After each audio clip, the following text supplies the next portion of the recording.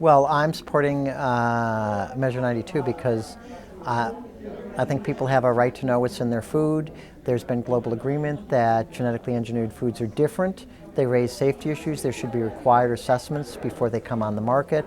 We don't do that in the United States. So one of the reasons you should label is so you could track any potential health problems that may arise. And also, you could argue that this is a material fact. What the law says is all information that is material needs to be on a label. And the fact that so many people want to know this information, that makes it a material fact.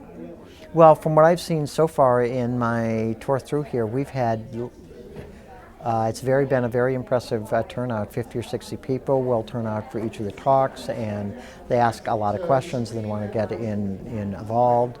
And the fact that in Oregon here you've had the fact that Jackson County, which is a rural county, was able to pass a ban on GMOs when people had always said, oh, this issue is only important in the urban areas, it's not important in the rural areas, and yet even though almost $1 million was spent in that county, they still lost by a 2-to-1 margin.